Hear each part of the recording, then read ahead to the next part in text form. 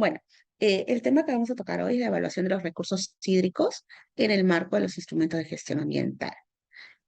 Para poder entrar un poco en el tema, les voy a explicar, yo trabajo, como les dije, como bien me presentó, en la Autoridad Nacional del Agua. La Autoridad Nacional del Agua se crea a partir del Decreto Ley 997, un día como hoy, hace 16 años. Nuestra ley madre, nuestra ley base, y quien nos faculta es la Ley de Recursos Hídricos, la Ley 29338. La ANA es el organismo técnico especializado adscrito al Ministerio de Desarrollo Agrario y Riego. Es el ente rector y máxima autoridad técnico-normativa del Sistema Nacional de Gestión de los Recursos Hídricos. El Sistema Nacional de Gestión de los Recursos Hídricos es parte del Sistema Nacional de Gestión Ambiental. La ANA es el organismo que ejerce jurisdicción administrativa exclusiva en aguas, asegurando la prevención y conservación de los recursos hídricos, para los cuales tiene facultades de administración del recurso, control, supervisión, fiscalización, función de vigilancia sancionadora y coactiva. La Autoridad Nacional del Agua está formada por sus autoridades administrativas del agua, que a nivel nacional son 13 implementadas, las autoridades locales de agua, que son 71 a nivel nacional, y los consejos de recursos hídricos de cuenca. Como les decía, la ANA es parte del Sistema Nacional de Gestión Ambiental, el cual está compuesto pues, por el CEIA, el CINI, el SINAMPE, el Sistema Nacional de Gestión de los Recursos Hídricos, que se encuentra por aquí, y el CINEF, ¿no? Este es el Sistema Nacional Integrado que tiene el Estado para poder dar ejecución a los compromisos de gestión ambiental, así como vigilar y controlar la calidad, la cantidad, la oportunidad de estos recursos, ¿no? Un poco la estructura de la Autoridad Nacional del Agua cuenta con un consejo directivo, una jefatura y una gerencia general. A la par de la jefatura, la máxima autoridad eh, técnico-administrativa es el Tribunal Nacional de Resolución de Controversias Hídricas, y a su vez cuenta la ANA con 5 direcciones de línea. La TESNIR, que es la Dirección del Sistema Nacional de Información de Recursos Hídricos, la DAR, que es la Dirección de Administración de Recursos Hídricos, la DECER, que es la dirección en la cual yo laboro, que es la Dirección de Calidad y Evaluación de los Recursos Hídricos, la DCP-RH, que es la Dirección de Conservación y Planeamiento de Recursos Hídricos, y la DOA, que es la Dirección de Organizaciones de Usuarios. Como les comentaba, la Autoridad Nacional del Agua tiene 13 autoridades administrativas y 71 administraciones de agua. Estas administraciones están divididas por cuencas, las cuales son marcadas territorialmente por los ríos, ¿no? A nivel nacional. Asimismo, cuenta con 14 consejos de recursos hídricos de cuenca ya creados, como lo son Tumbes, Chirapiura, Chancay Lambayeque, Chancay Guaral, Quilcachili, Caprina Locumba, Jequetopeque, Saña, Chillón, Rimaclurín, Mantaro, Pampas, Urubamba, Vilcanota. Si bien es cierto, el Consejo de Tambo, Santiago Ica, se encuentra ya creado, todavía no está funcionando, está todavía en ciertas eh, acciones para que se pueda implementar, toda vez que todavía no se ha llegado a un acuerdo entre los ciudadanos de la zona de Tambo y la zona de Ica, porque si bien es cierto, la zona de Ica es altamente exportadora, no cuenta y no tiene agua.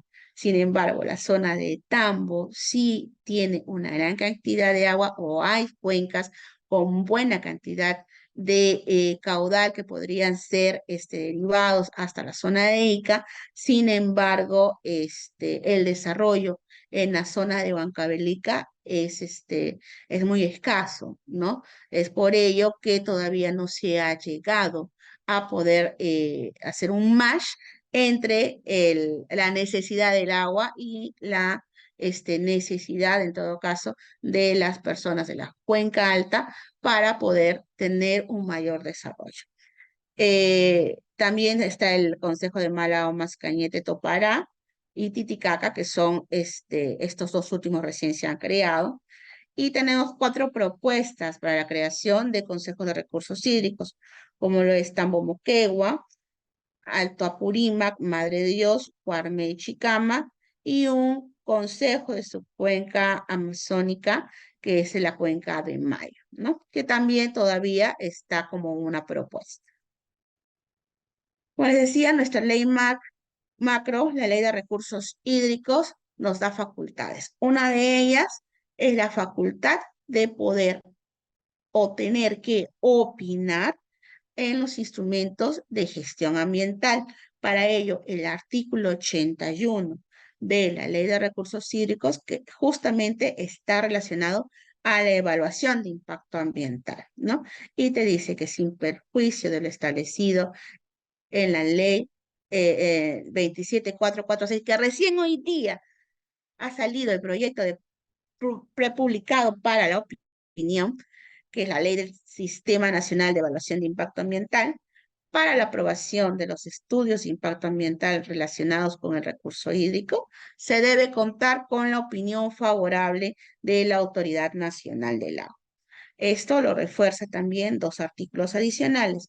El artículo 134, en la que te dice que el contenido del instrumento de gestión ambiental debe contemplar el sistema de tratamiento de las aguas residuales y el efecto del vertimiento en el cuerpo receptor.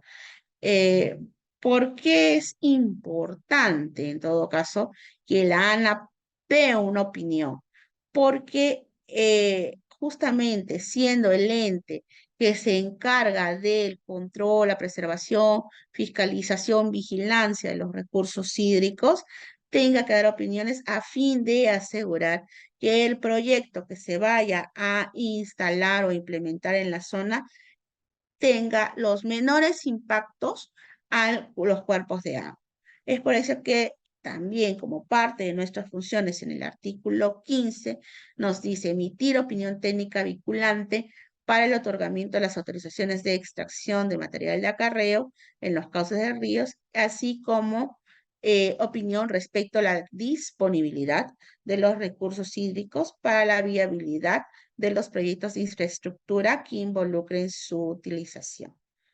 Eh, bueno, acá tenemos, a ver, perdón, antes de pasar esta página, también aclarar que la Autoridad Nacional del Agua va a opinar en los instrumentos de gestión ambiental que tengan que ver no solamente con el agua en sí, sino también con los bienes asociados a esta, llámese cauce, eh, camino de vigilancia, faja marginal, riberas, entre otros, ¿no? Asimismo, cualquier construcción que se tuviese que dar dentro de los bienes asociados tendrá que contar con un permiso de la Autoridad Nacional del Agua, el cual tendría que estar estos aspectos marcados en el instrumento de gestión ambiental, porque justamente es el instrumento de gestión ambiental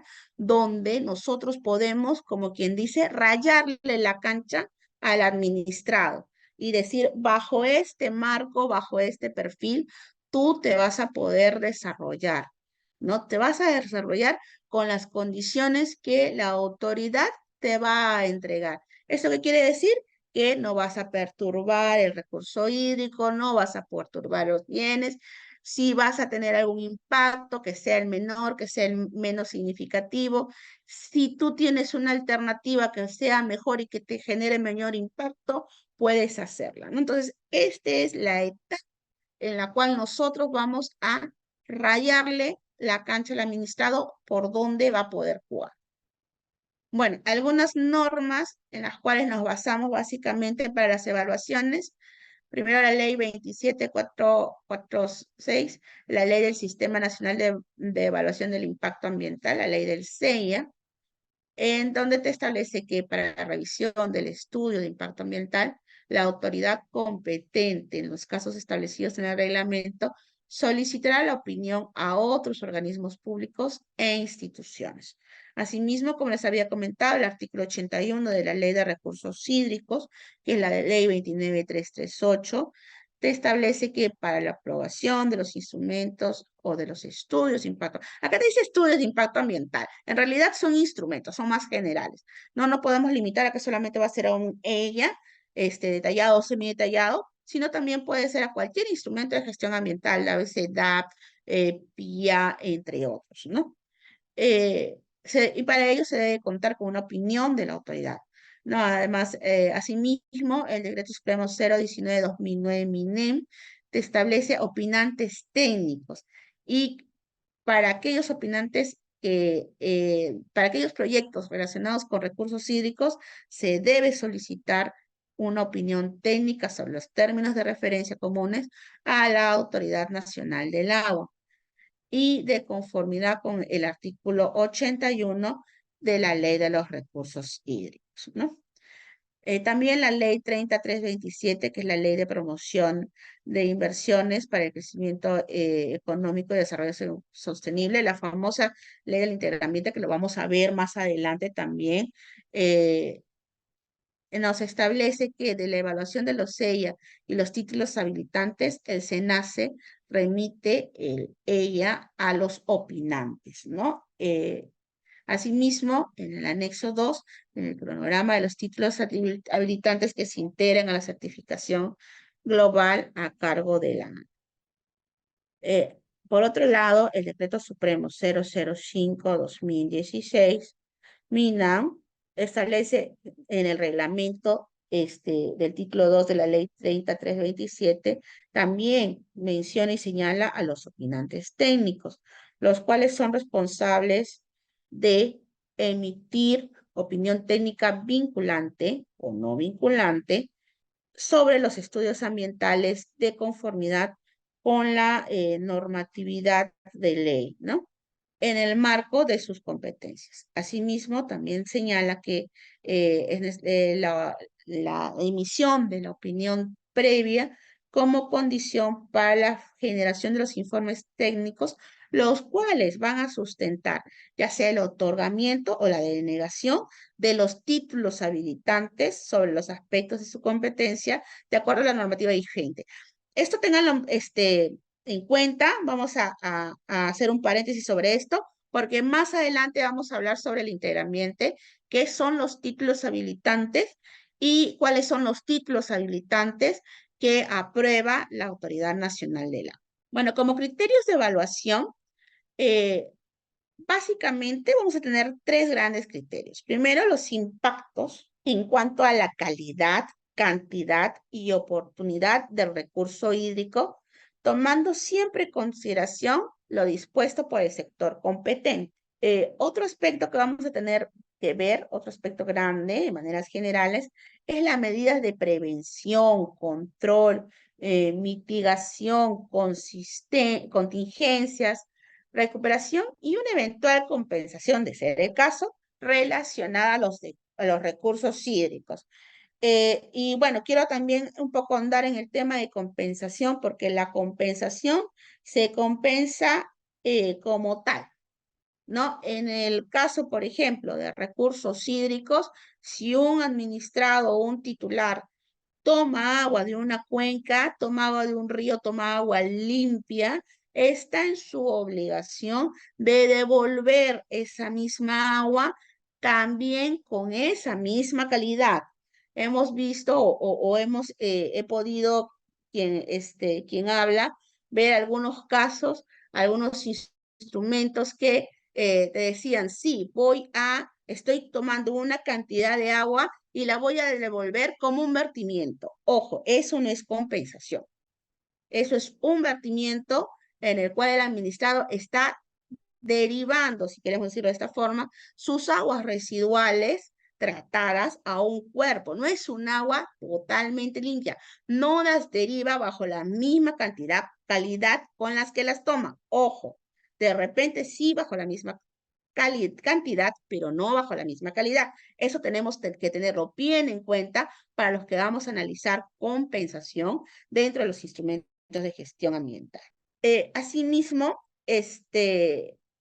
un criterio adicional de evaluación son los criterios y metodologías para definir el caudal ecológico, ¿no? Asegurar que el cuerpo de agua lleve el mínimo de agua requerido para que puedan existir actividades en ese ecosistema, puede existir vida. A ver, para el procedimiento de evaluación tenemos varios pasos. El primer paso que vamos a ver es el paso de verificación, ¿no? Viendo lo que es verificación, vamos a, ver, a verificar el contenido desarrollado en el IGA por el titular y enviado a la ANA para su evaluación. Tendrá que estar acorde a lo solicitado por el sector competente. En caso de que el archivo estuviese incompleto, ya sé que de repente no tengan anexos, te diga de repente el efecto, por ejemplo, el efecto de vertimiento va a verlo usted en el anexo 1, pero cuando abrimos la carpeta que dice anexo 1 está vacía. Y si recibimos y seguimos abriendo las 30, 40 o 50 carpetas que a veces nos mandan, no contienen esta información, ¿no? Entonces, en ese caso, ¿qué hacemos? Notificamos y devolvemos el expediente a la autoridad competente para que la autoridad pueda realizar la revisión y nos lo vuelva a mandar de manera completa, porque si no está completo, nosotros no podemos hacer la evaluación respectiva. Respecto a la competencia, ¿no? Acá lo que se verifica es evaluar el impacto ambiental que podrían generar las actividades desarrolladas por los proyectos sobre los recursos hídricos, sus bienes asociados, la calidad, la cantidad y la oportunidad, ¿no? ¿Qué quiere decir? Que el agua tendría que estar bajo un volumen determinado con ciertas características de calidad que me pueda permitir que esta agua no perturbe usos de los demás usuarios de la cuenca. Por lo tanto, estos usuarios tengan que o puedan contar con la oportunidad de poder tomar un agua bajo o usar, disculpen, usar un agua bajo un determinado volumen, el cual necesiten, y de la calidad que satisfaga sus requerimientos acorde al uso que lo necesite, ¿no? Analizando los medios establecidos en las estrategias de manejos y que permitan la prevención y control de impactos negativos en los recursos hídricos. Si por algún motivo se verificase que las actividades descritas en la liga no se encuentran relacionadas con los recursos hídricos, el expediente será devuelto al sector. Han sido los casos que han llegado a la autoridad y que hemos tenido que devolver. Por lo general hemos devuelto o en algún momento se ha devuelto, ha sido más que nada porque no tuviesen información o porque faltase la información que se declara. Sin embargo, porque no sean competencias o no estén relacionadas, son muy raros los casos que nos han llegado. A ver, algunos aspectos obligatorios que nosotros tenemos que revisar, ¿no? Primero, el resumen ejecutivo, ¿no?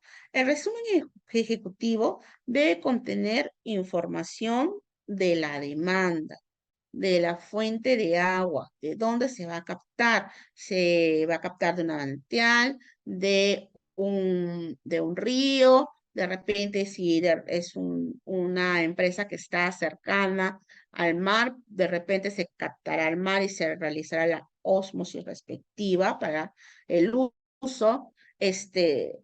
una breve descripción así como una breve descripción de los impactos relacionados a los recursos hídricos, ¿no?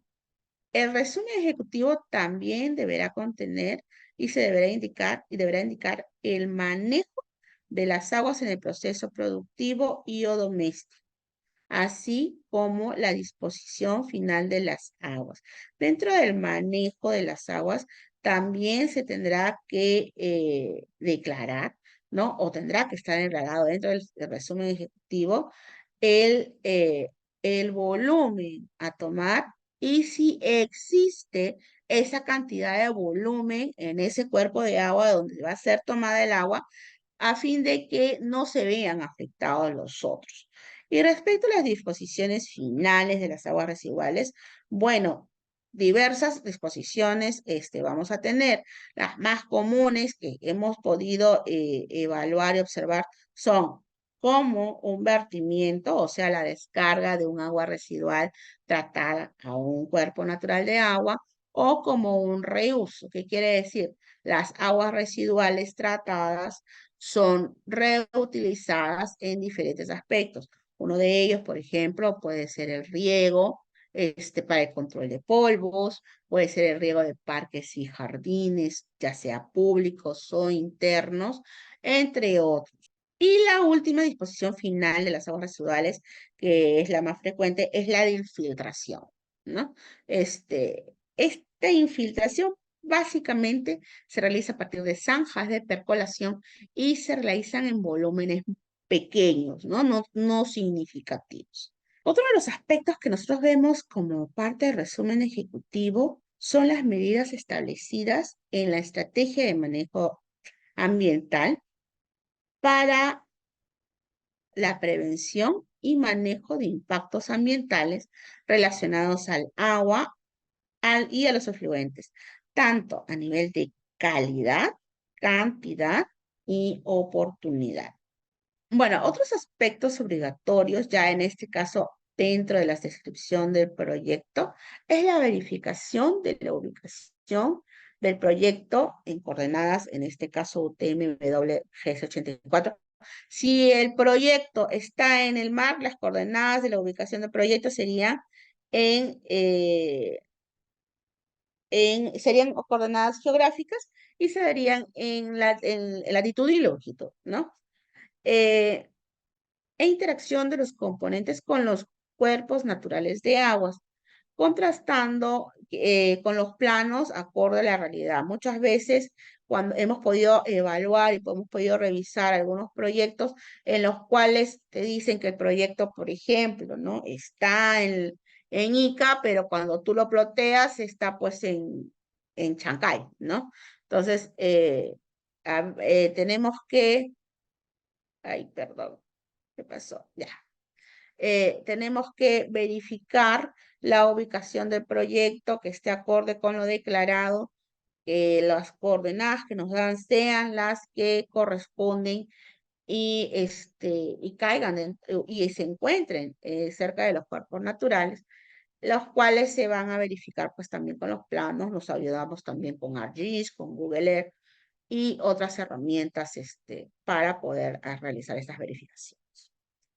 Eh, Asimismo, también revisamos la descripción de los componentes del proyecto que involucra la verificación de las coordenadas de MBOGS 84 de la captación, conducción, almacenaje y distribución de recursos, así como el sistema de tratamiento, para lo cual se va a verificar el caudal de diseño. Si el sistema de tratamiento cuenta con la capacidad de poder eh, tratar el caudal de aguas que van a ingresar, ¿no? Por eso es que esto es un parámetro crucial para poder asegurar que las aguas sean tratadas en su totalidad, ¿no? Y así como la disposición final de las aguas residuales tratadas, como les explicaba, a nivel, ya sea a través de vertimiento, a través de reuso o a través de infiltración. La Autoridad Nacional del Agua va a otorgar dos autorizaciones, la autorización de vertimiento y la autorización de reuso. Sin embargo, respecto a la infiltración, al no haber un cuerpo natural de agua incluido, ¿no? Ni tampoco una reutilización de las mismas, sino que sencillamente se van a confinar a través de unas zanjas. La Autoridad Nacional de Agua no tiene opinión. Para lo que es infiltración de aguas residuales domésticas a través o a partir de zanjas de percolación, el, el titular tendría que solicitar dicho procedimiento, dicha autorización a la DIGES, ¿no? Asimismo, como aspectos obligatorios en la descripción del proyecto, se tiene presente que la certificación ambiental va a servir para otorgar tanto autorizaciones de vertimiento y o reusos de aguas residuales tratadas. Por ello es que la información debe ser clara y precisa, ¿no? A fin de que nosotros podamos rayar la cancha como se debe, ¿no? Además, los componentes del sistema de tratamiento deben estar plenamente identificados. Por mi experiencia he podido recibir, por ejemplo, y creo que en algún momento lo hemos conversado con algunos colegas del medio, que hemos recibido solicitudes las cuales se enmarcan en una autorización de vertimiento. Se evalúa el expediente, se opina se hacen las observaciones del caso y cuando el administrado o el titular nos levanta las observaciones, nos dice, bueno, Autoridad Nacional de Agua, ya no voy a hacer vertimiento, he decidido hacer un reuso. Entonces, en esos casos, nosotros volvemos y reiniciamos nuevamente la verificación del caso, la evaluación exhaustiva, los temas relacionados al reuso y por el camino nos ingresa una información complementaria y nos dice, Ana, ¿sabes qué? Ya no voy a rehusar, ya no voy a verter, voy a infiltrar. Entonces, y una parte voy a infiltrar, porque otra parte la voy a verter. Entonces volvemos nuevamente al análisis, ¿no? Entonces ahí sí, los consultores o las empresas que realizan este trabajo tendrían que tener claro cuál va a ser la disposición de de las aguas residuales para poder realizar un análisis y evitar un retrabajo o un reproceso, ¿no? Porque esto también conlleva retrasos. Y bueno, van a verlo más adelante, nosotros tenemos un plazo máximo de 45 días hábiles para poder emitir una opinión, ¿no? Entonces, cuando más retrasamos, ya sea por incoherencias, incongruencias o porque las dos cosas no están claras, más se va a retrasar el proceso. Otro de los aspectos importantes que nosotros vemos es el aspecto de línea base.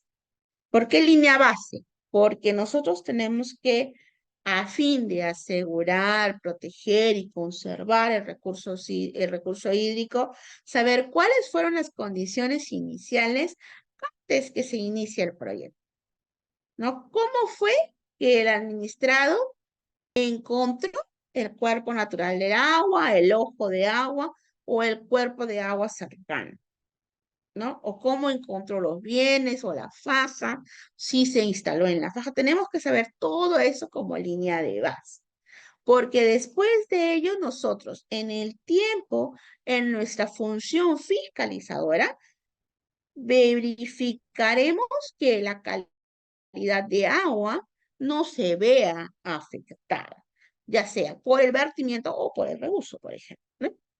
Entonces, como aspectos de línea de base, nosotros vamos a requerir y verificar que la información no sea menor a 5 años de antigüedad, sea representativa para la zona del proyecto Se incluyan mapas temáticos a escala de ubicación de puntos georreferenciados de otros estudios realizados y que la información sea tomada, si fuera tomada como información secundaria, es decir, generada por otra entidad, sea una información que es confiable, de una fuente confiable que tenga una fuente de referencia la cual sea pues verificable. Por ejemplo, en los que son valores como precipitaciones, temperaturas,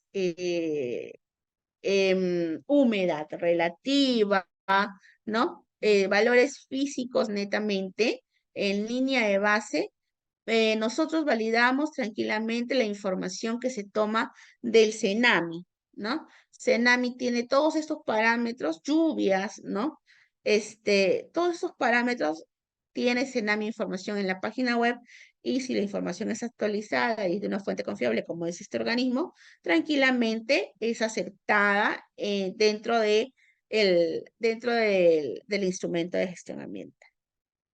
Asimismo, se revisa y analiza la información geográfica, hidrológica, hidrogeológica y sus variaciones estacionales, así como referente a sedimentos y ecosistemas acuáticos que caracterizan al recurso hídrico superficial o subterráneo presente en el área de influencia directa o indirecta antes del desarrollo del proyecto, verificando si existe compatibilidad de las actividades propuestas con el uso existente en las zonas cercanas del proyecto, ¿no? Muchas veces hemos visto, por ejemplo, que la actividad propuesta requiere una cantidad de agua que de repente se va a abastecer por un tercero, ¿no? Este tercero tiene pues un derecho de uso de agua. Este derecho de uso de agua, por ejemplo, es con fines agrícolas, ¿no? Y la actividad que se va a desarrollar es una actividad minera. Entonces, este tercero no va a poder, a no ser que sea una EPS o una junta de usuarios, o sea, una empresa de saneamiento de agua, no va a poder abastecer a este titular minero, porque el uso es distinto. El primero tiene un uso agrícola y el segundo tiene un derecho de uso de tipo minero, ¿no? Entonces, ahí no va a haber compatibilidad. Lo ideal es que el que va a desarrollar, por ejemplo, una actividad minera en la zona, cuente con un derecho de uso minero o en su defecto pueda abastecerse por un tercero, el cual tenga una autorización o un permiso para abastecer al tercero minero, ¿no?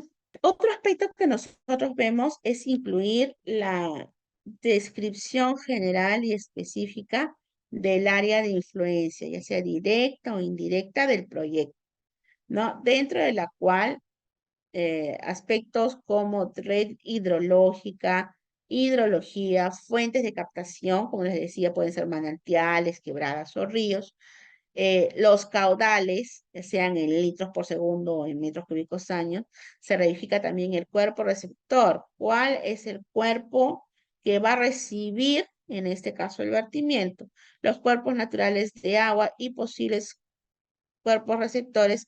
En el caso de infiltración, se verifica o se requiere que el administrado cuente y presente un test de percolación, la profundidad de la napa freática y cuáles son los cortes o las estructuras a través de las cuales se van a infiltrar, va a decir las zanjas de percolación, ¿no? Incluyendo la información sobre los lugares de muestreo, dónde vamos a muestrear, ¿no? Los puntos de muestreo, los famosos puntos de muestreo, los números de muestra, cuántos números de muestra, los parámetros, los procedimientos de la toma de muestra, la preservación y el transporte de las mismas. Todo lo relacionado a puntos de muestreo, número de muestras analizadas, y parámetros, así como las tomas de muestra y preservación, los pueden verificar o los podemos ver en los protocolos o en el protocolo de monitoreo de la calidad perdón, disculpe, protocolo de monitoreo de los recursos hídricos superficiales, elaborado por la Autoridad Nacional del Agua, aprobado mediante RJ 010-2016, donde no, la ANA da todos los aspectos y técnicos y todas las pautas para que aquel que requiera hacer un monitoreo ambiental pueda aplicarlo, ¿no? Y como les decía, básicamente, en el instrumento de gestión ambiental, el corazón o el aspecto importante es que si cuente o si va a haber un vertimiento, este esté contemplado en el instrumento de gestión ambiental, así como todos los aspectos relacionados al vertimiento, porque posteriormente el titular va a tener que solicitar una autorización para el mismo a fin de no infringir la ley de recursos hídricos y posteriormente pueda ser sujeto de una sanción, ¿no? Para una empresa es muy grave contar con una sanción, ¿no? Primero porque está el prestigio propio de la empresa. Segundo, porque pues las multas ambientales son bastante caras. Y más este, de un, de una entidad puede sancionarlo por un mismo hecho. Por ejemplo, que un administrado o un titular descargue aguas residuales a un cuerpo nacional, a un cuerpo natural del agua sin contar con una autoridad, perdón, con autorización de la Autoridad Nacional del Agua, va a generar primero una infracción, la cual puede ser multada por verter sin autorización y también podría ser sancionada por el organismo de evaluación y fiscalización de impacto ambiental, la OEFA, porque dentro de su instrumento de gestión ambiental dice que el administrado realizará un vertimiento con una autorización y al no contar con esa autorización esté incumpliendo los compromisos marcados en su instrumento. Por lo tanto, ahí van. Por un mismo hecho, dos infracciones que pueden ser bastante onerosas si el administrado no se pone a ley, ¿no? Entonces, y antes de pasar a lo que son vertimientos, yo quería explicar esto, ¿no? Muchas veces vemos instrumentos y me dicen o escuchamos que el titular cumplirá el ECA y cumplirá el MP o cumplirá los dos, ¿no? Entonces, se preguntarán qué cosa es el ECA, qué cosa es el MP y dónde va a cumplir qué, ¿no? Entonces, el ECA es el estándar de calidad ambiental. Esto es la característica con la cual voy a percibir o recibir el agua del cuerpo natural del agua acorde a la categoría en la cual esté clasificado este cuerpo natural, que puede ser pues categoría 1, si es un río que se utiliza básicamente para lo que son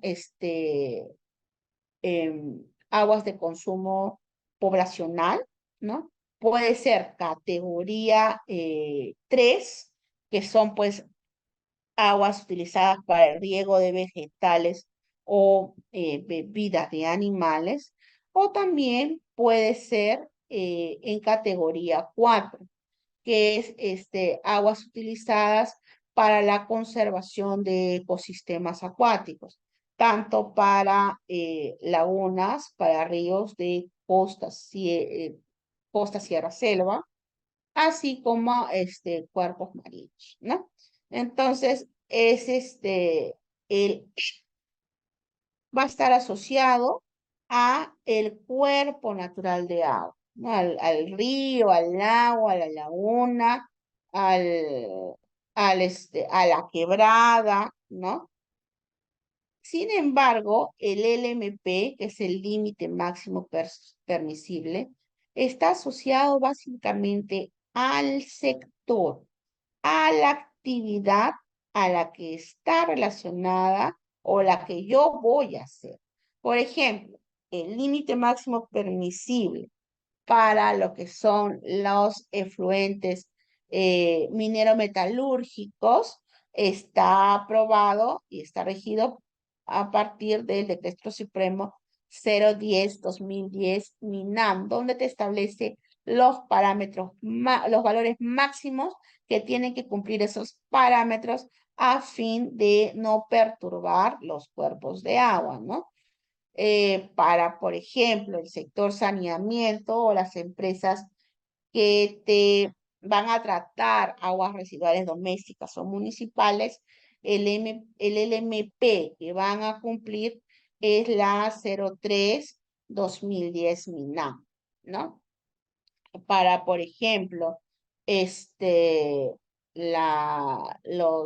empresas del sector pesquero, el LMP a cumplir será la 010-2018 MINAM. En esos aspectos y aprovechando que el LMP está asociado a la actividad y a las aguas residuales provenientes de esta actividad, podemos ver que el LMP va a cumplirse aquí, justamente a la salida de la tubería antes de que caiga al cuerpo receptor, o si no, en su defecto, el administrado puede establecer puntos de control a la salida de planta y antes de que llegue al cuerpo natural de agua.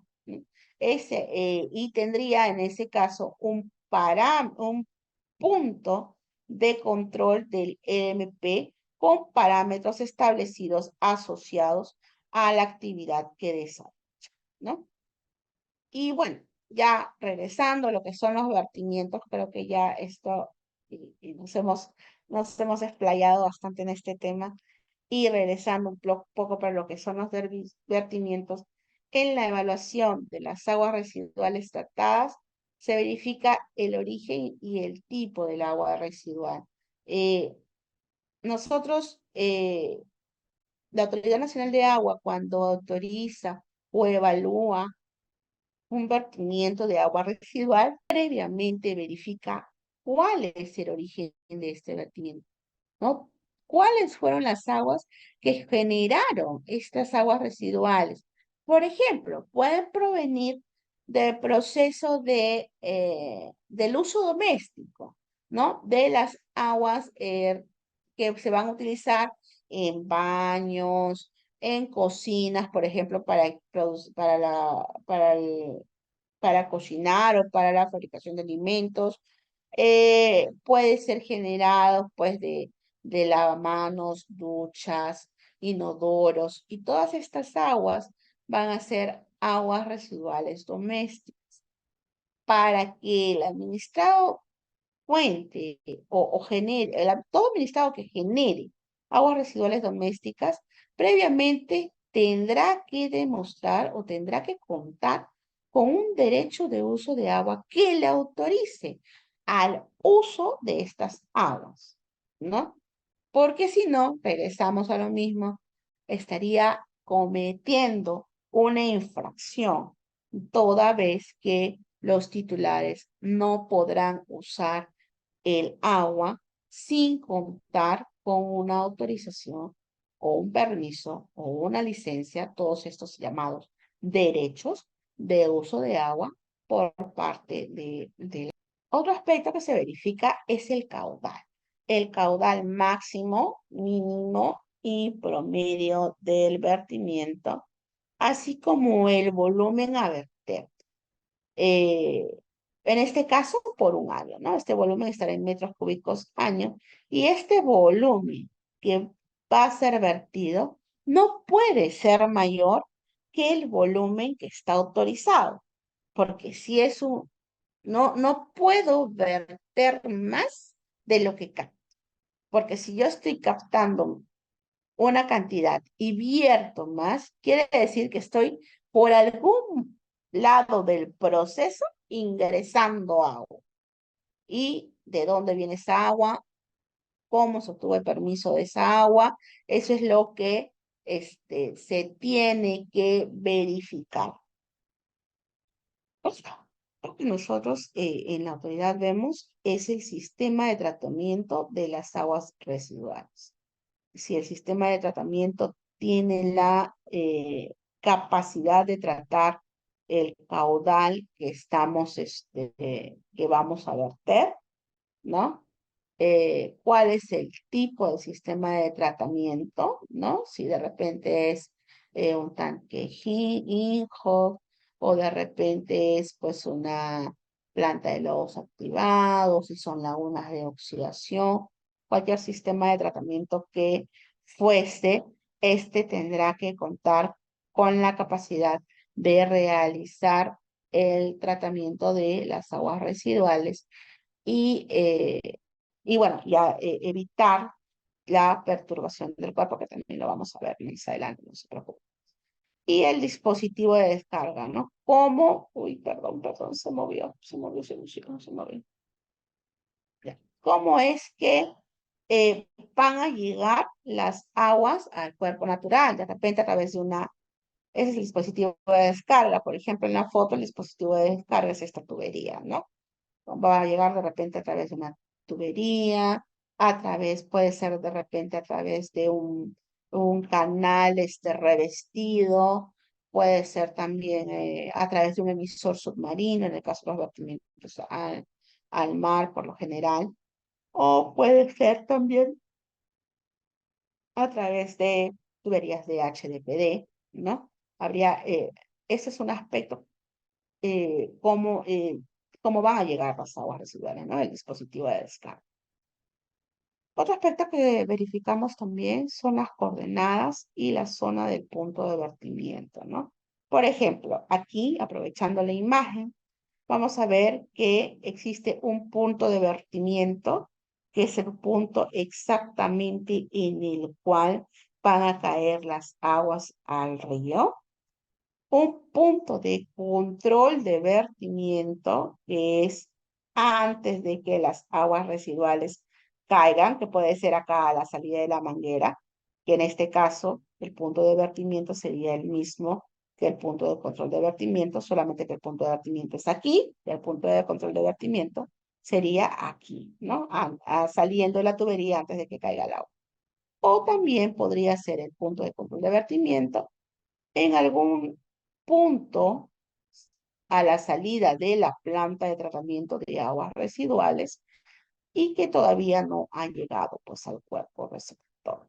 Bueno, el punto de control de vertimiento a veces se conoce también como caja de registro, que es el lugar donde se juntan las aguas, todas las aguas que pudieran estarse tratando para poder ser llevadas por un mismo emisor o un mismo dispositivo de descarga.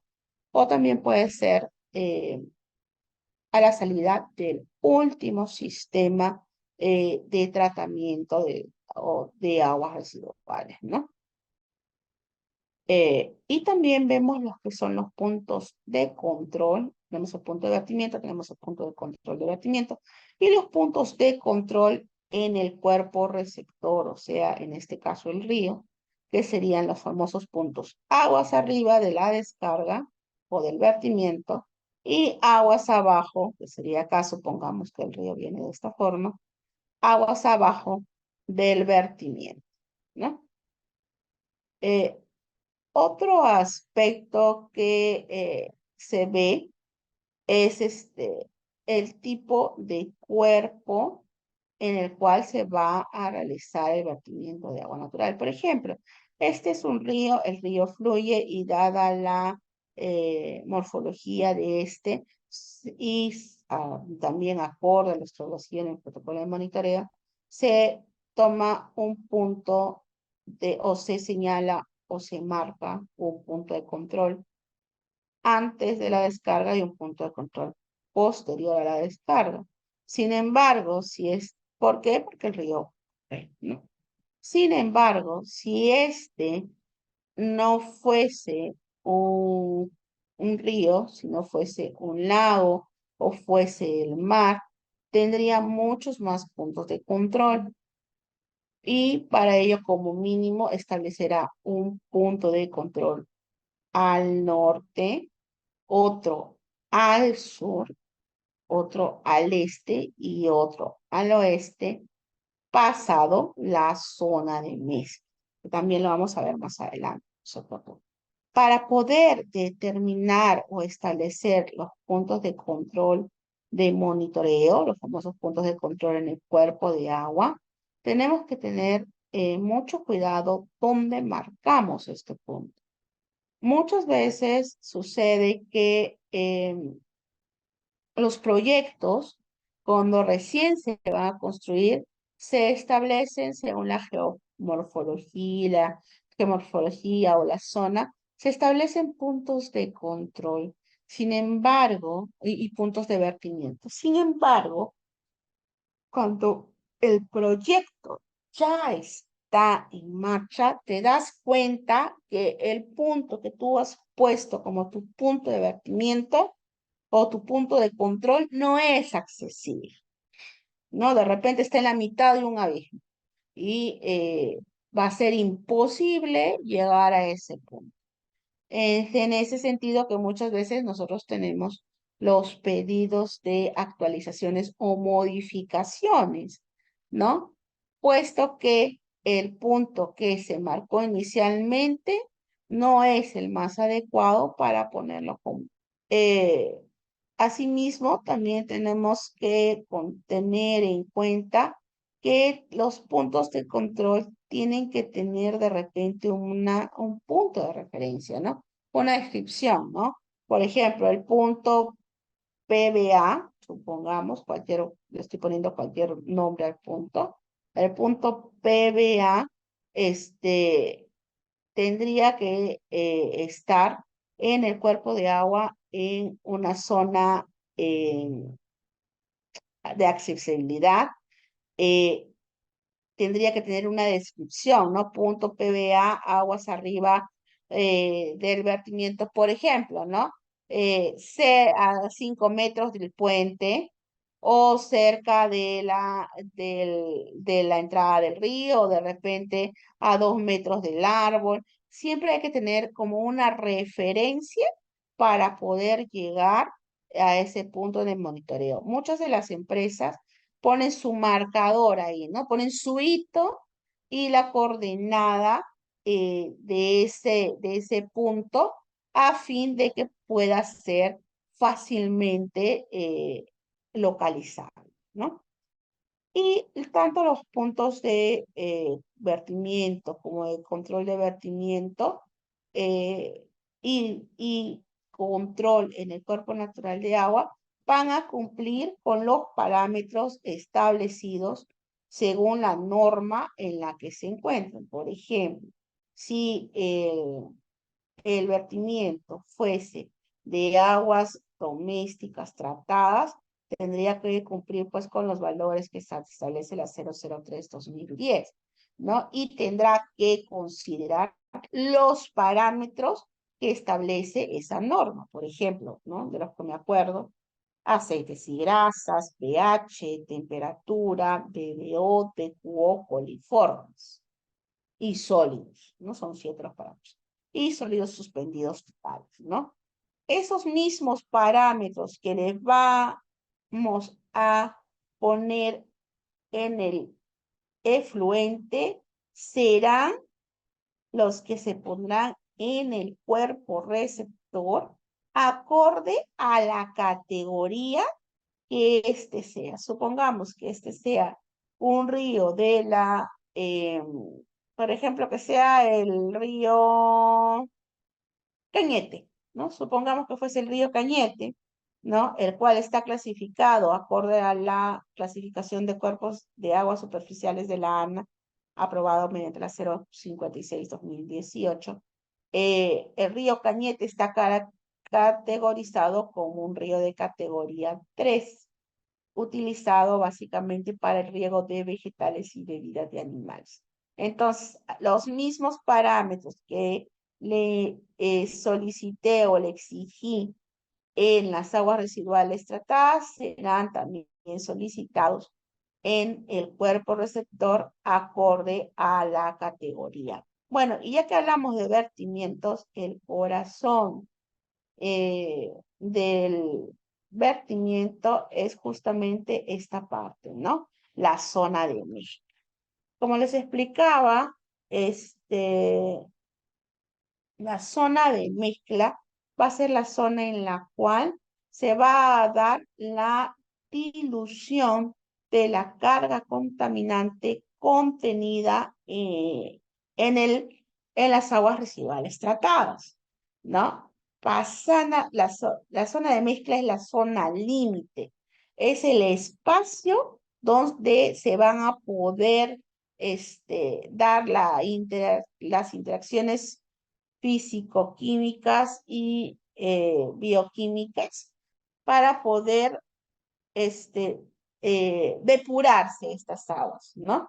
Es en este caso que cuando nosotros o cuando el administrador nos dice, voy a poner puntos de control de monitoreo, estos tendrán que ser pasada la zona de mezcla. ¿Por qué? Porque recién pasada la zona de mezcla, el administrado podrá alcanzar la depuración y esto se comprobará con que el administrado podrá alcanzar el valor establecido en el estándar de calidad ambiental de la categoría de ese cuerpo receptor, ¿no? Este, en, y no solamente en el parámetro crítico, sino en todos los parámetros. El parámetro crítico es el parámetro de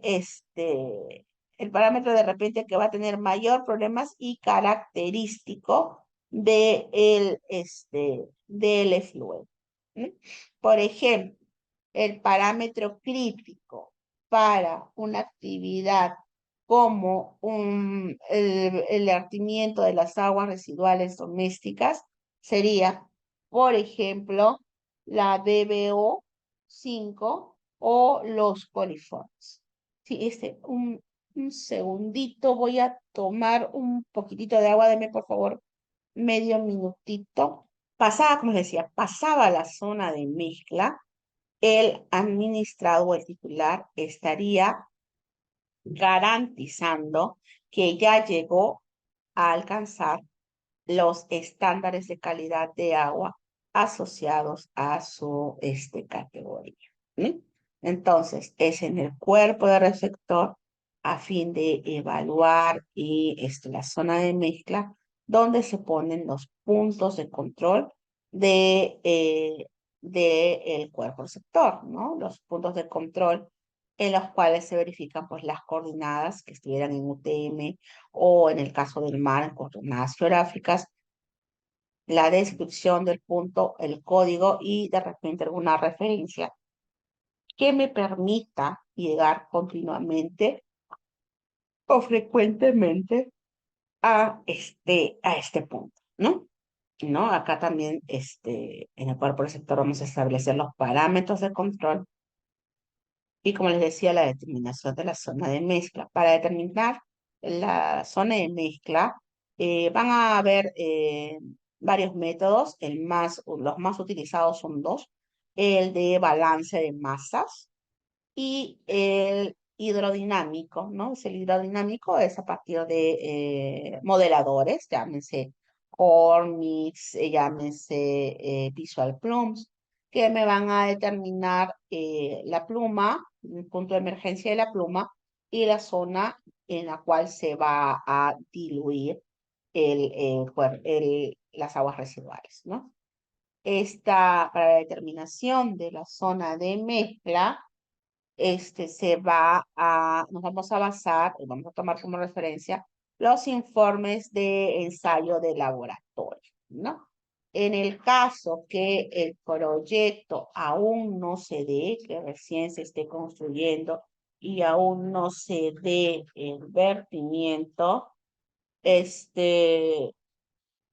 en esos casos ya no se utilizarían los ensayos de laboratorio, sino los ensayos reales de laboratorio, puesto que no va a haber muestras que analizar, pero sí se utilizaría de la manera referencial el límite máximo permisible, toda vez que el administrado no puede verter superando eso. Bueno, otros aspectos obligatorios dentro de la evaluación de impactos eh, es la de analizar si las actividades desarrolladas por el proyecto generarán impactos en el recurso hídrico, ¿no? Debiendo verificarse la valoración de estos, ya sea cualitativa y cuantitativamente, y que estos impactos estén acorde al proyecto, ¿no? Y además, si esta puede sustentarse en estudios técnicos u otros medios de verificación que otorguen credibilidad y severidad al análisis, ¿no? Evaluar los impactos analizados en las fuentes de agua superficial y subterránea en base a un estimado de la demanda del proyecto y en todas sus fases. Igualmente, los potenciales impactos generados por el manejo de residuos sólidos, líquidos domésticos provenientes de campamentos, talleres, aguas residuales industriales, aguas residuales provenientes de escorrentía, de lluvia, y aumento de sólidos en los cuerpos de agua, ¿no? Otro aspecto también evaluar dentro de la evaluación de impactos es la ubicación de los componentes, ¿no? Si el componente de repente está a una distancia de la faja marginal, por ejemplo, 200 metros, tal vez no haya tanto problema.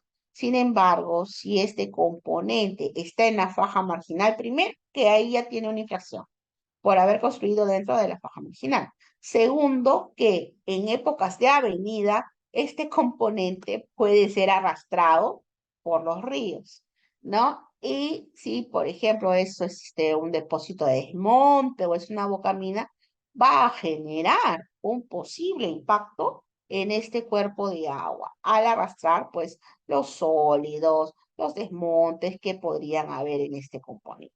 ¿Mm? Y lo otro que también hemos visto en los cauces de quebradas secas o quebradas intermitentes eh, o quebradas eventuales, hemos visto que los componentes están instalados en estos cuerpos de agua, están instalados en esta quebrada, ¿no? Y en realidad, muchas veces el componente es la misma quebrada, ¿no? Hemos podido ver que han construido presas de relaves utilizando el cuerpo natural que ya está seco. El problema es, y se reitera, primero, que se está afectando un cuerpo que está categorizado. Segundo, que en época de avenidas o cuando, como dicen, el río regrese a su cauce, se va a llevar este componente y por lo tanto va a arrastrar todo lo que hubiese en él, ¿no? Es por ello que como parte de la evaluación, como parte de la evaluación ambiental, se verifica que los componentes no estén situados ni en los bienes ni muy cerca de ellos. Asimismo, se deberá evaluar los impactos relacionados a los recursos hídricos en las diferentes etapas del proyecto, tales como construcción, operación y mantenimiento, o ya sea en abandono o cierre. Bueno, en etapa de construcción, las infraestructuras de captación, conducción, almacenaje, distribución, tratamiento y disposición final, especialmente en los ríos, en los restos de materiales de construcción, aceites y grasas, aceites y grasas por derrames, ¿no? Pases vehiculares, así como la ejecución de las obras, los usos de servicios por los trabajadores de la obra, de repente movimiento de tierras, establecimiento de fajas marginales, extracción de material de acarreo. Si bien es cierto, la ANA no te autoriza la extracción de material de acarreo, sí brinda una opinión a la extracción, toda vez que esta competencia ha sido transferida a los gobiernos regionales y locales, ¿no? En referencia a los componentes del proyecto, se verificará que estos, eh, en lo posible, ¿no? No generen el desvío de cauces, cruces de ríos, afectaciones de cuerpos de agua adyacentes y ecosistemas frágiles como humedales o glaciares, ¿no?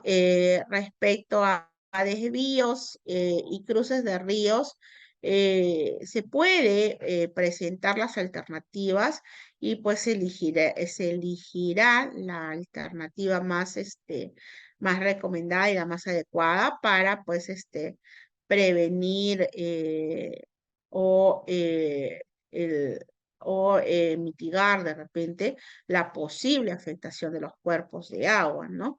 Sin embargo, hay que tener muy en claro y muy en cuenta que cerca a ecosistemas frágiles como glaciares, humedales o ecosistemas donde hay una gran cantidad de lagunas porque de repente en esas zonas se van a iniciar los cuerpos de agua, o sea, las famosas cabeceras de cuenca. En esas zonas es preferible tener el mayor cuidado para evitar la afectación de los cuerpos de agua, ¿no? Toda vez que esta afectación no solamente involucraría a un aspecto de cantidad de agua, porque muchos nos preocupamos por la cantidad. Uy, me voy a quedar sin agua, ¿no? Si de repente este proyecto se va a instalar acá, me va a quitar todo el agua. Sí, es una preocupación, pero también tenemos que ver o tener en cuenta que el agua también sea de calidad, cumpla las características que yo requiero para el uso que yo le voy a dar, ¿no? Y también que sea accesible, que yo pueda acceder a través, por eso que uno de los pilares de la Autoridad Nacional del Agua es la oportunidad, ¿no? Que todos los usuarios puedan obtener o tener un acceso al agua, ¿no? En la etapa de operación y mantenimiento, se va a ver el uso del recurso, cuánto es el volumen que se usará, el efecto del vertimiento, como habíamos visto en el cuerpo natural de agua, en el cuerpo receptor, y de repente las posibles contingencias, ¿no? Eh, por ejemplo, saneamiento, este, tiene un, un plan que es el RUPAP, ¿no? Que es el Registro Único de Prestadores de Agua Potable, ¿no? Para las empresas de saneamiento y dentro del RUPAP te establece algunas contingencias para las plantas de tratamiento de aguas potables. De repente, cuando hay un exceso, o en un caudal elevado, o hay en épocas de avenida, a fin de no perturbar o no colapsar las plantas, tienen una especie de bypass, ¿no? Esa es una medida de contingencia. Eso no debe ser común, no debe ser todos los días, no debe ser frecuente. Una contingencia pues podría darse, por ejemplo, una vez al año. Lo que no podemos permitir es que la contingencia se vuelva frecuencia y sea un común que se deriven las aguas vía el bypass para evitar ser tratadas, ¿no? Y tercero, en la etapa de abandono y o cierre, las actividades de desmontaje o desmantelamiento y cierre de las infraestructuras relacionadas al recurso hídrico, además de las medidas para restaurar las zonas afectadas. Bueno, otro aspecto obligatorio a, a evaluar es la estrategia de manejo. Dentro de las estrategias de manejo, Evaluamos si las medidas establecidas en ella, ya sea las medidas de prevención, mitigación, compensación, contingencias adecuadas, estén acordes con los impactos sobre el recurso hídrico identificado, a fin de asegurar que no se afecte en cantidad, calidad, oportunidad del recurso, ¿no?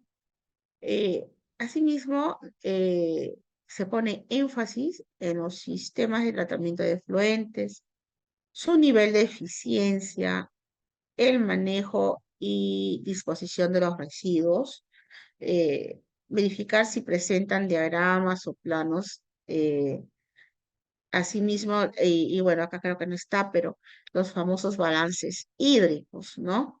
Eh, Verificar que el agua que entra al sistema eh, va a ser tratada de la manera adecuada y este, salga del sistema en la cantidad adecuada, ¿no? Y no de repente no vaya a encontrar alguna sorpresa que estoy vertiendo más de lo que estoy captando. Evaluar, como les decía, la estimación de la composición química de los efluentes y verificar que la normativa de estándares de calidad ambiental se acorde con el cuerpo receptor y esté vigente. Verificar si existe una propuesta detallada para el transporte y disposición final de los residuos sólidos peligrosos. Respecto al plan de monitoreo de la calidad de agua, debe de guardar correspondencia, como les decía hace un momento, con la zona de mezcla, ¿no?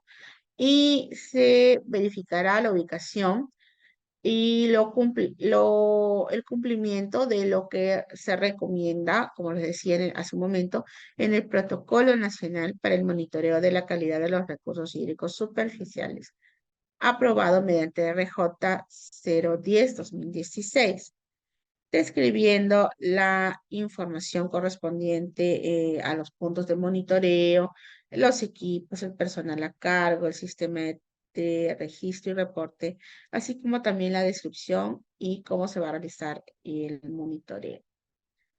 Dichas medidas deben estar contenidas en un cronograma y en el presupuesto del proyecto. Bueno, un poco para poder mostrarles cuál es el procedimiento para la opinión técnica vinculante a los instrumentos de gestión ambiental. También es necesario recalcarles que este proyecto, a diferencia de las autorizaciones de vertimiento y reuso, estos procedimientos no es un procedimiento propio de la ANA. Este procedimiento se inicia en el sector o en el SENACE en su defecto, dependiendo de dónde provenga, y la ANA es un opinante y su opinión será una opinión vinculante. ¿Qué quiere decir? Si la ANA dice que este proyecto va a perturbar el recurso hídrico y por lo tanto otorga la opinión no favorable, el proyecto tendrá que ser modificado, ¿no? Si la autoridad dice que no o no otorga su opinión favorable, el proyecto, si quiere desarrollarse, va a tener que modificar sus condiciones, ¿no? Y es en ese sentido que el instrumento ingresa al sector respectivo, para lo cual pues tiene que cumplir ciertos términos de referencia, acorde a lo que es, de acorde al instrumento que sea, ¿no? Llámese VAP, esos términos de referencia, perdón, van a estar establecidos en el EVAP y posteriormente se van a verificar en las DIAs, en las ellas detallados, semidetallados, los PAMA, los estudios como los planes integrales, las vías y algunos estudios complementarios, ¿no? Estos instrumentos, ¿no? Toda esta documentación ingresa a la Autoridad Nacional de Agua. Esta información pues tendrá que contener como mínimo un resumen ejecutivo, ¿no? La descripción del proyecto, la cual pues debe constar de ubicación, interacción de sus componentes con los cuerpos de agua, la la captación y conducción, almacenaje y distribución del agua, ¿no? Otro aspecto que vemos es la línea base, ¿no? Vemos pues características como la hidrología, el clima, existe disponibilidad, la calidad del cuerpo, ¿no? Y posteriormente también vienen pues los análisis de evaluación de los impactos, donde verificamos los impactos a los recursos hídricos y las medidas de manejo ambiental, para culminar con las estrategias de manejo ambiental, donde pues verificamos el sistema de tratamiento, el efecto de vertimiento, los puntos de control, entre otros, ¿no? Como les decía, la ANAT cuenta con 45 días hábiles para otorgar su opinión y 10 días hábiles para el levantamiento de las observaciones. Y bueno, luego de haber verificado todos estos aspectos, de encontrarlos conformes y de no haber ninguna duda, la autoridad generará o realizará o emitirá el informe de opinión favorable. Si por algún motivo este expediente todavía tuviera cosas que no están claras o en su defecto no contempla algunos aspectos de los señalados anteriormente, se realiza un, un informe de observaciones, ¿no? En el cual posteriormente el administrado podrá o se le dará la oportunidad para levantar las observaciones y luego de ello sean remitidas a la Autoridad Nacional del Agua para que emita la opinión final respecto.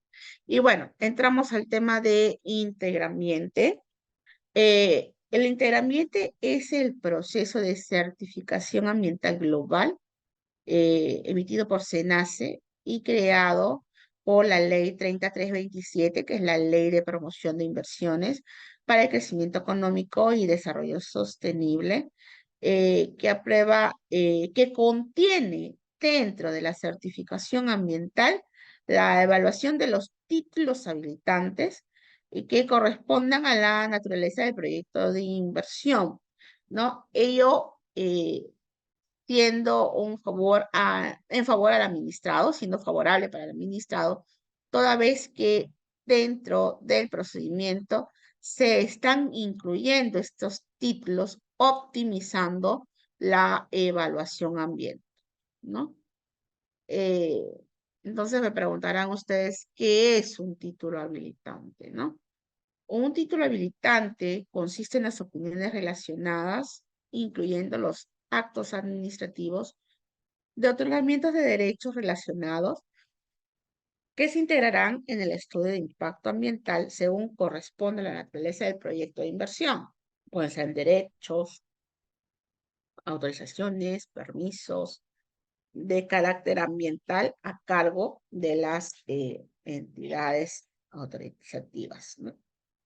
Por ejemplo, la Autoridad Nacional del Agua, en el marco de integramiento, tiene 7 títulos habilitantes, ¿no? Dentro de ellos es la acreditación de disponibilidad hídrica, la autorización de vertimiento, la autorización de reuso, la autorización para la ejecución de obras de aprovechamiento hídrico, la autorización para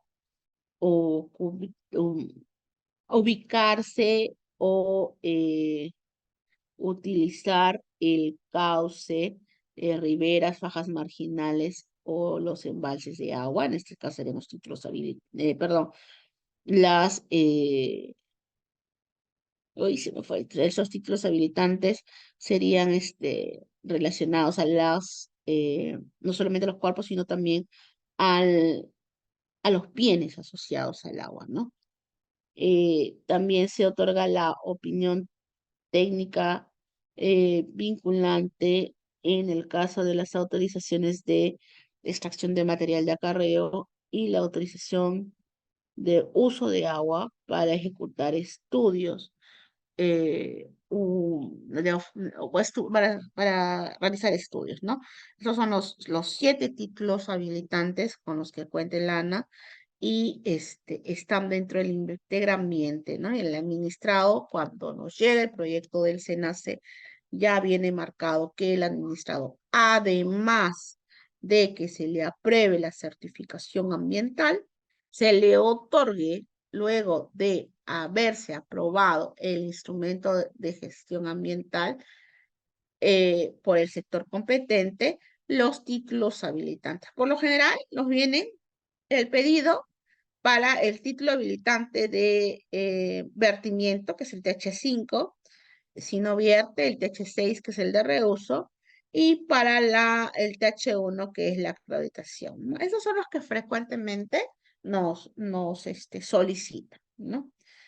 Asimismo, en el marco del integramiento, no solamente la ANA participa, sino también otras instituciones como CERFOR, DIGESA o SINERMID y los gobiernos regionales.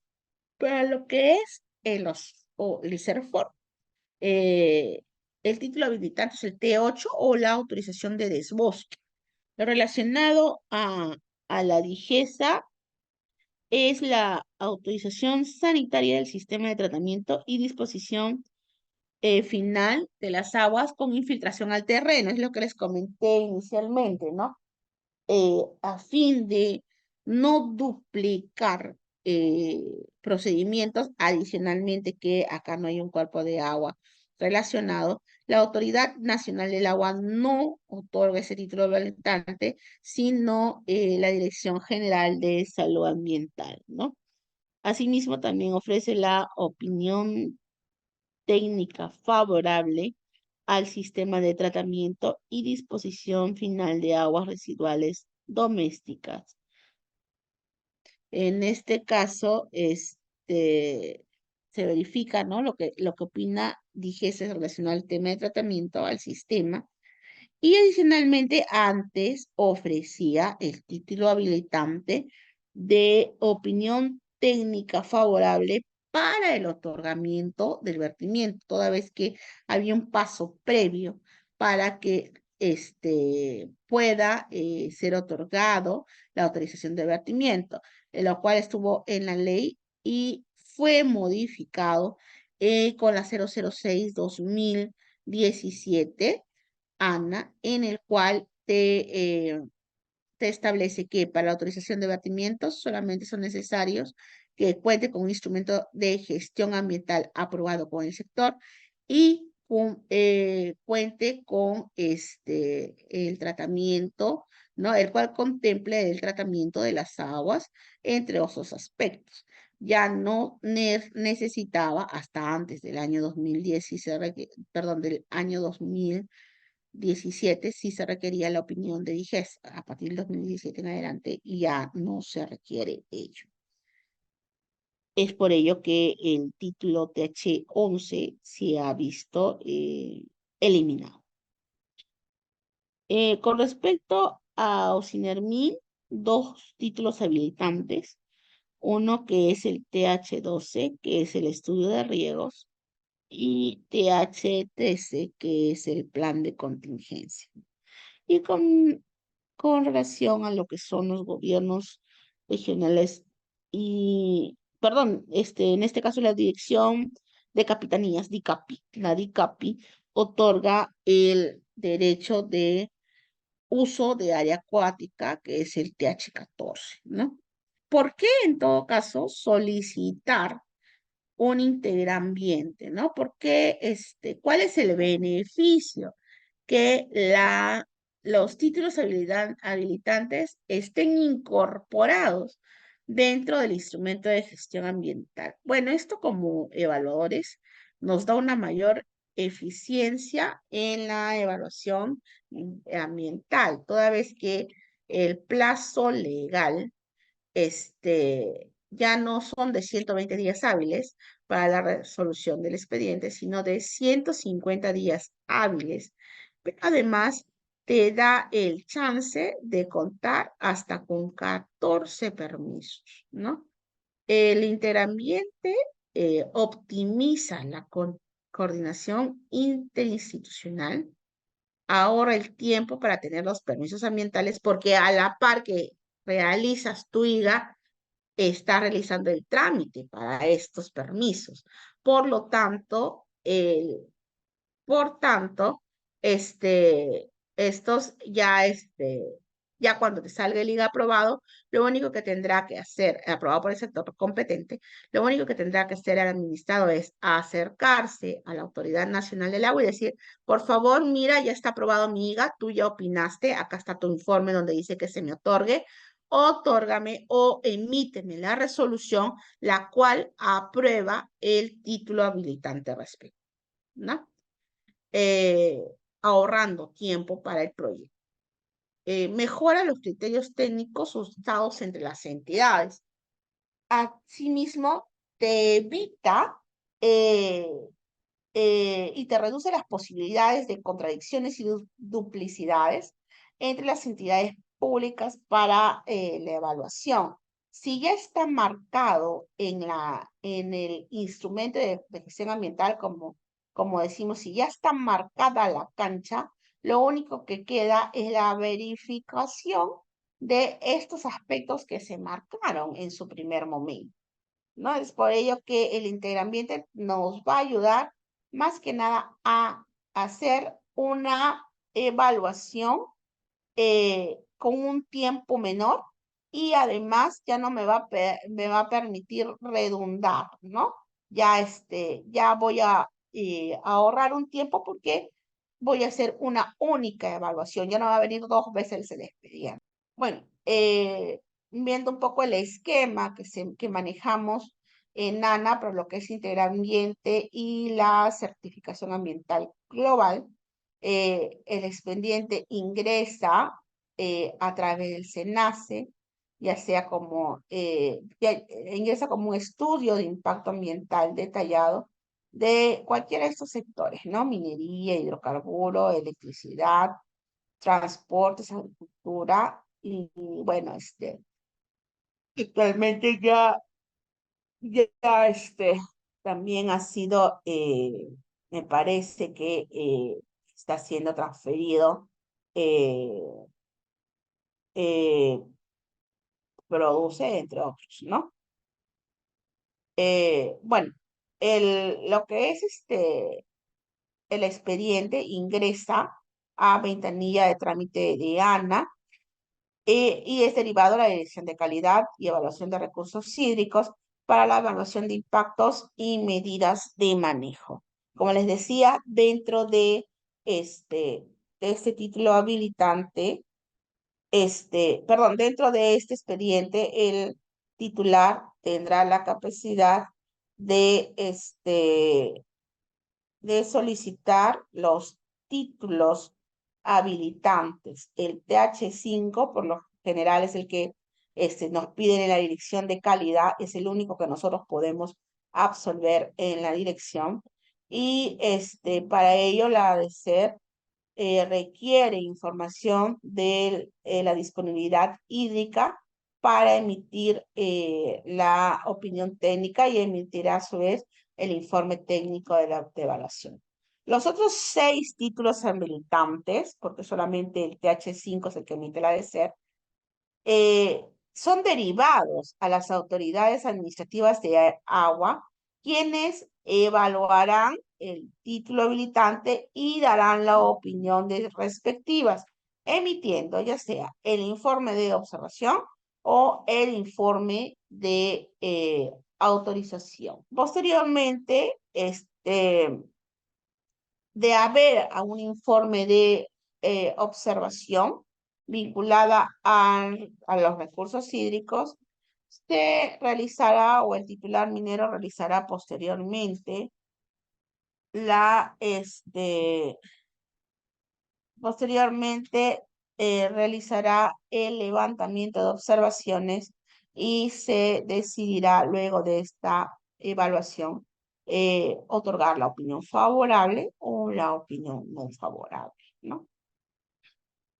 Bueno, hasta acá hemos hablado de los instrumentos de gestión ambiental en general y también los instrumentos de gestión ambiental que están en el marco del Intendente. Pero también existe dentro dentro de la evaluación, el, una evaluación muy especial, que es el proceso de formalización de pequeña minería y minería informal, ¿no?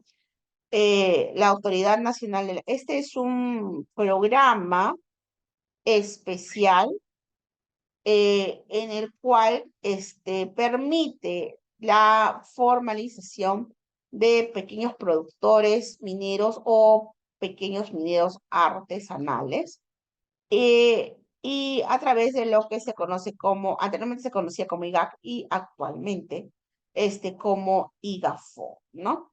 Eh, la ANA tiene como función aquí, similar como un instrumento de gestión ambiental cualquiera, emitir la opinión técnica vinculante al IGAFON de estas características. Bueno, acá está un poco el marco legal que sustenta el IGAFON. Vamos a pasarlo rápidamente también. Como primera norma tenemos la ley 27651, que es la ley de formalización y promoción de la pequeña minería y la minería artesanal. El decreto legislativo 1100, que regula la interdicción de la minería ilegal en la República. El decreto legislativo 1105, que establece disposiciones para el proceso de formalización de las actividades de pequeña minería y minería artesanal. El decreto supremo 004/2012 MINAN, que es pues la revisión del IGAFON. El decreto legislativo 1293, que declara como interés nacional la reestructuración del proceso de formalización minera. El decreto legislativo 1336, que establece disposiciones para el proceso de la formación minera. El decreto supremo 018/2017 EM, en el que Minas, que es acá la primera vez donde se menciona el famoso REINFO, ¿no? Que es el Registro Integral de Formalización Minera. Todos los mineros en proceso de formalización tendrán que estar en el REINFO para poder posteriormente presentar su instrumento de gestión ambiental preventivo a fin de que sea evaluado y se le emita la opinión respectiva. En caso de ser una opinión en ambos casos, en caso de ser una opinión vinculante o no, luego de la emisión del informe del caso, pasaría al sector, perdón, pasaría a una evaluación, ¿no?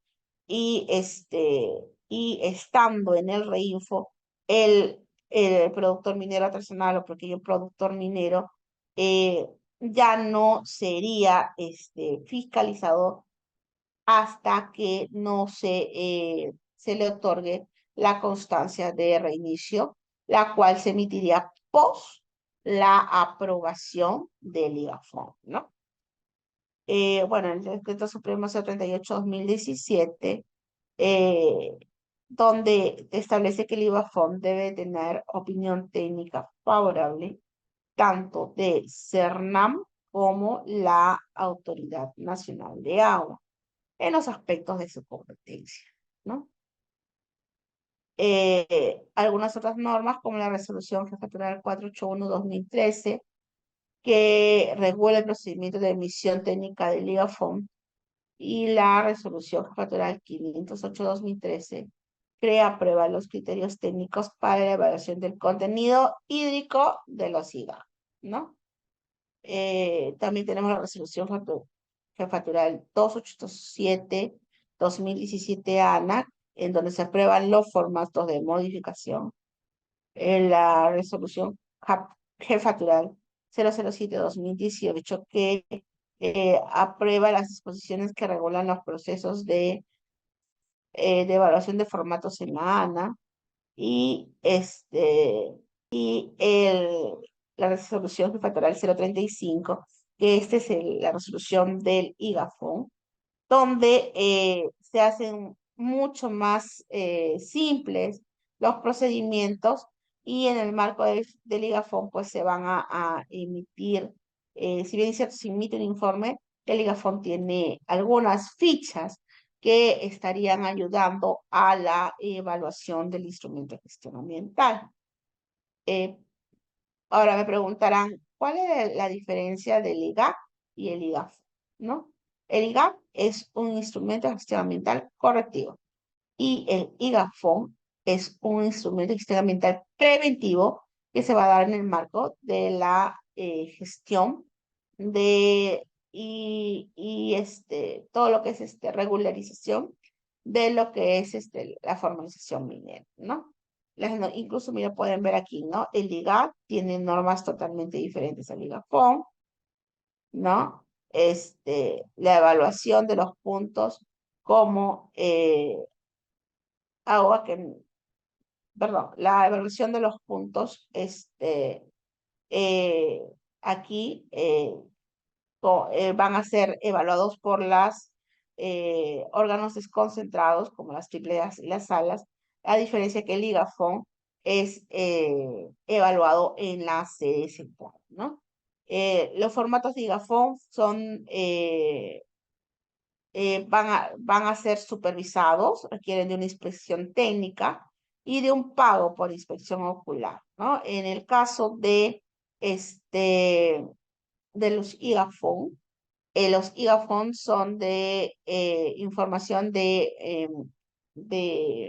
básicamente son informativos, declarativos, y se realiza la posteriormente supervisión para verificar que lo declarado y lo aprobado en la opinión esté acorde, ¿no?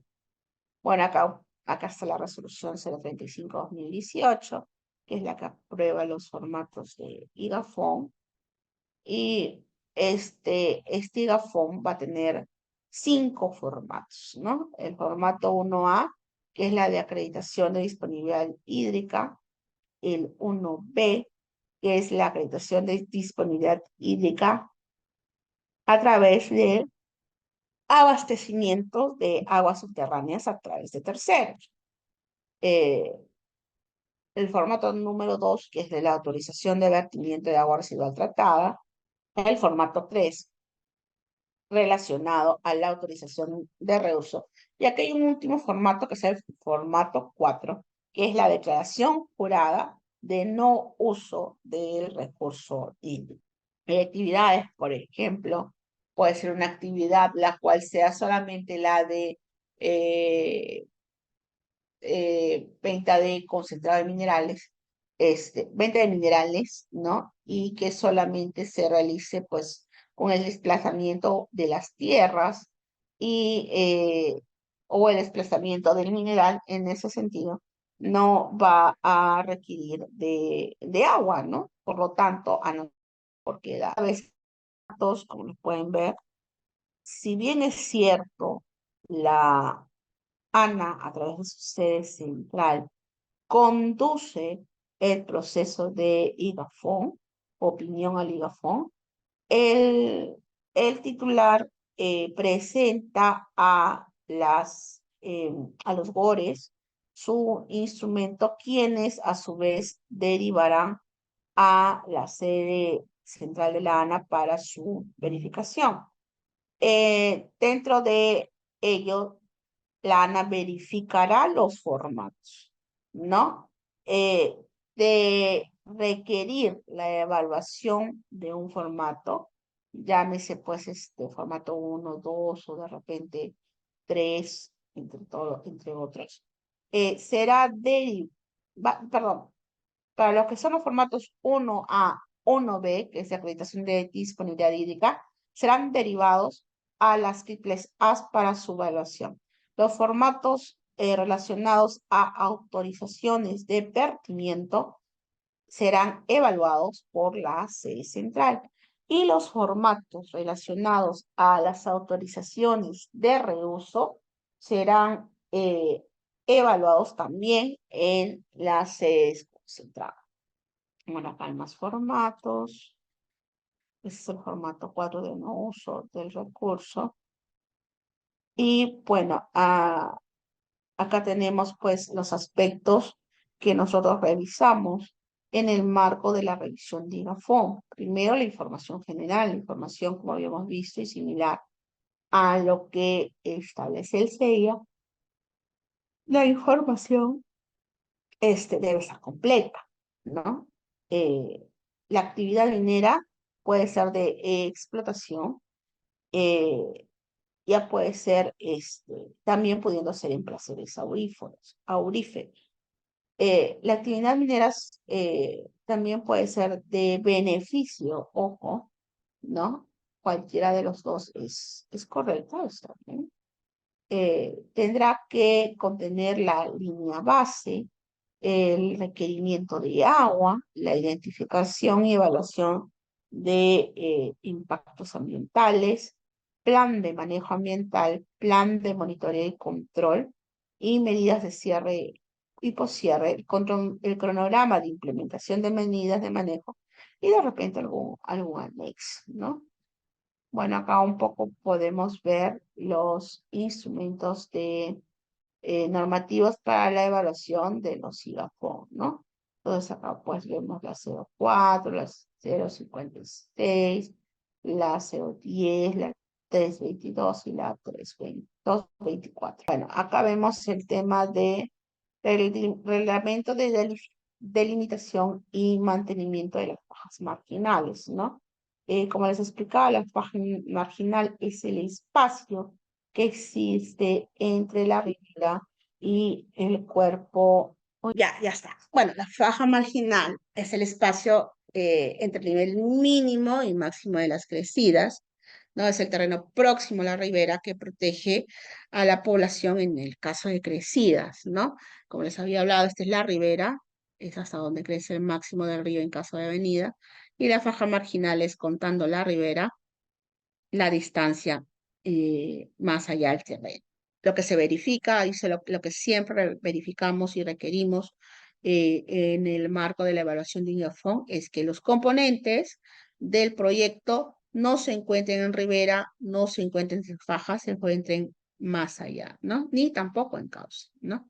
En caso de encontrarse en riberas o en fajas, es necesario la verificación de ellos, de los mismos, y de ser necesario, ¿no? De ser de no poder estos componentes ser reubicados, tendrán que solicitar permiso y pedir el enrocado y la protección del caso, ¿no? Construir la protección. Acá tenemos un poco el procedimiento de evaluación de IGAFON. Si bien es cierto, los instrumentos de gestión ambiental eh, ingresan por un sector, en el caso de el IGAFON va a tener dos aspectos, un aspecto preventivo y un aspecto correctivo. El aspecto correctivo no se evalúa, se aprueba, es aprobado automáticamente. El aspecto preventivo es el que va a evaluar o vamos a evaluar todas las instituciones. Y en